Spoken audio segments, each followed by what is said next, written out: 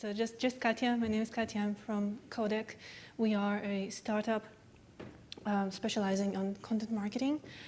And before I tell you more about our startup, what we do, and have a deep dive into one of our methods, let me tell you a bit more about the challenges brands face today. So first, brands don't know what content to make. This might be a bit strongly worded. Most of the times they actually have a good idea, but it's a very difficult process to find out what content to make. Moreover, the media landscape has become very fractured. Somebody reads newspapers and papers, somebody reads them online, somebody gets them only from Google News, somebody from Facebook, YouTube, you name it. So it's really difficult to reach too many users via just one channel. And yeah, so you've done your research, you've created your content, you even managed to reach to your customers. Are they going to like it?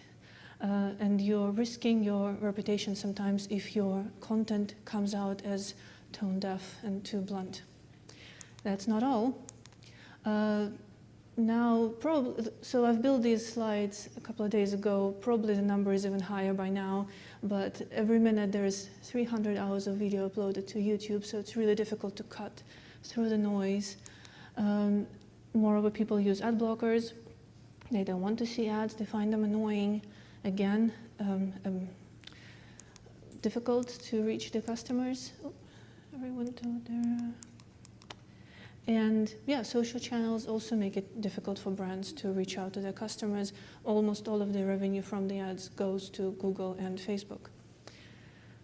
This is, so in a snapshot, brands are trying to solve these problems by creating branded content, but it's difficult because they also need to think a lot about the brands they push this content to. And this is where we are to help. This is what we breathe, this is our passion. We come at the very beginning. So there are amazing companies who help brands to manage, distribute the content, measure its impact. But we come all the way in front, and we're helping the brands to find their audiences, to learn about their audiences, and to decide on the content strategy. Keep in mind, we're not telling you, okay, you should make a video and there is a kitten playing with a ball of yarn and there is a plane and there's a big party. We don't tell you what content to make specifically as a storyline, but we help you to find the content that your audiences engage with best, and we also give you counterexamples. And we're doing pretty well. On average, we've helped our customers to increase content performance several times up. We have helped them to increase brand awareness, and we actually save them a lot of money. So how do we do this? And also feel free to reach out to me for more detailed case studies after the talk. I don't want to go through all the product features, it's not a pitch, but I still want to highlight a few product features we have to prepare the base for the deep dive into the methods. So first and foremost, for every audience we build for our brands, I'm not really sure when this works. Okay. We provide detailed analysis of the target audiences. We have a proprietary database of interests that maps popular culture. So we can always tell you this audience is interested in these and these things, for example, travel or parenting, and they're actually not interested in other things. And by providing you with this information, we help you to build actionable and shareable content strategy. So this is a snapshot of, for example, an example audience at a given moment, but we also build time series analysis, and you can see how these interests have tracked over time for these audiences. You can compare audiences to other audiences and so on and so forth. We also do visual imagery analysis. So we detect objects in images, for example, Instagram or Pinterest. We measure engagement with these objects, and we cluster the resulting images into groups where the engagement and the use of these images is measured. So as the result, you have a very good idea of what imagery your audience likes most and engages with. And again, this helps you to form your strategy, to understand what content you should make. Last but not least, when you've built your content, you still need to find a way to distribute it. And as I've said before, it's becoming more and more difficult to just push it out there. A very good way to go in this case is to reach out to influencers. But again, you need to find them. You need to find which influencers have the outreach to their audience, which of them are most effective. And of course, you also need to make sure that they would resonate with your brand and that the audiences they have reach out to resonate with your brand as well. These influencers come from various spheres of social life. They can be bloggers, YouTubers, and we also give you a good snapshot of celebrities and brands that have an impact on the target audience. So, this is an idea of what we do. Now the question is, how do we do it? And we have a plethora of custom-made machine learning algorithms. I would have loved to talk about a few deep learning models that we're using, but it wouldn't be much of new information here because it's still all about image recognition or text processing, topic extraction. Instead, I wanted to focus on something that I haven't seen discussed much before, namely, how does one take a persona or a vague idea of an audience described by demographics or their vague interests, and how does one go all the way through to actual communities online, and how does one find real tribes online? And tribes is something that is defined by users' common behavior. They are united by their passions, their interests. They have their own influences and authorities. So how do we take the audience through this process and get you actionable tribes as the output on which we can then build all the product features I have described and more? So let's take a community. We build a community based on our proprietary methods. Say it's a smallish one, it's 250 users, and we analyze their social interactions and we extract maybe top 10, largest 10 communities. We can visualize it. Is it really helpful? No, it's just a fluffy graph, and you can see that there is a core and there is users who are connecting more to some nodes and don't connect to others, but in fact it's not really insightful, it's not actionable data. What we would like to learn about this audience in general and each community separately is, who are these people? How do they interact? What are they interested in? Who do they listen to? And how does this whole thing change over time? Is it very stable? Is it fluctuating a lot? So all these things we can provide you with. One question is that, well, who are these people? If I gave you a list of users, Twitter users, 250,000 of them, again, that wouldn't be really useful. So we are describing who these people are by providing information on all these aspects. And in fact, what we end up with is answering the question, what tribes are there? So let's start with who do these people listen in? An example from a real tribe is so a community and some of the influences they have, some of the entities they listen to a lot. It doesn't have to be a real person, can be an organization, are Metropolitan Museum, Classic FM, British Library, and W Magazine. If you take them separately, it's still kind of, okay, what is it about? But if you take them as a group, you start sensing the importance of, like, for example, high culture, classical music, art, fashion to this particular tribe. So this already gives you some insight into what's important for these particular users. How do these people interact? So for every community, it's very important to find out how big is this community? Is it tens of thousands of people or just a couple of thousands? How do they interact? Are they very tightly knit community, or do they just listen to one particular user and don't even talk to each other at all? How easy is it to reach from any given user to any other given user, so the path links? Do they share a lot of content, or are they just tweeting at each other? And who of these people is sharing the most? So all this already gives you insight. Okay, should I engage with this community online as a brand? Should I reach to their influencers? How much impact my content is going to have? How much outreach? These, however, are numbers. So numbers are not always easy to deal with. So another very important aspect of our analysis is to provide brands with the interests of the tribes. So again, we have the proprietary database of the interests, and this comes from the topics the tribes engage with. So this is a different tribe. This is not the high art classical music one.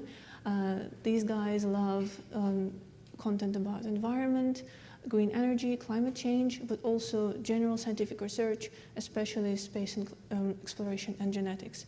Again, when you read this list, you automatically kind of get an idea what kind of people they are. They're probably, well, we coded them as green nerds.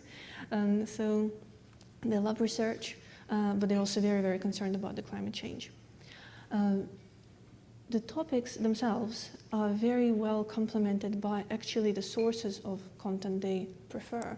And we can provide this as well. So which domains do they engage more than other tribes with? Which domains are very important for them? And this is State of the Globe, for Better Science, Eureka Alert. Again, not the most popular websites, right? This is not BuzzFeed, this is not Bored Panda, but for this tribe, these websites are important.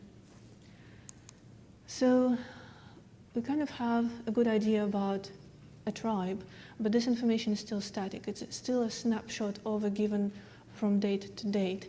How do we get an idea of how dynamically this tribe changes? And we can do that as well. So over the year, a particular tribe could have, for example, 23,000 users. It doesn't mean that it was always 23,000 members. We can split the tribe into month by month or season by season, and we can see that actually over time the size has been diminishing a little bit, and what's even more important is that there is a lot of churn. So from spring to summer, only 40% of users have carried over, others have left, new people have joined, and then later on the tribe has been a bit more stable. So again, it's important for a brand to know whether the tribes are stable or not, because if they realize that from one month to the other they're going to be reaching to new people each time, that's something quite important to know. So all this results in quite a bit of data for every particular tribe, and it's all very versatile. It's on different aspects of this tribe's life and behavior. How do we actually just map it into a good community and bad community? And namely, good community is something that the brand should try and engage with. Bad community that you should just avoid it because it's not going to increase your ROI, and you will spend money on the content and you will get nothing as a return. So we're not judgmental at Kodak at all, but we define a good community as a community that's connected, engaged, so users talk to each other a lot. It's more or less stable as far as it goes in social networks, and it's focused. They have a passion, they have a particular few interests that they focus on and talk about a lot. As a contrast, a bad community would be disconnected, kind of lackluster, people don't really talk to each other, it's volatile, and it's all over the place. They talk about 1,000 topics every day, so when you want to find their passion points, it's really impossible to do that.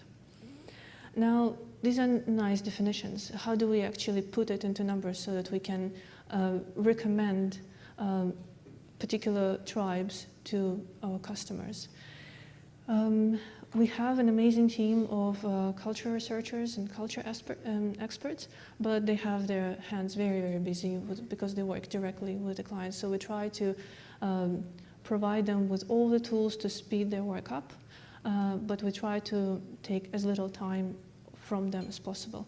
So instead of giving our culture experts tons and tons of tribes to mark and like build a corpus and do a supervised machine learning algorithm to later build a model on this and apply it to further tribes and audiences, we just went for clustering.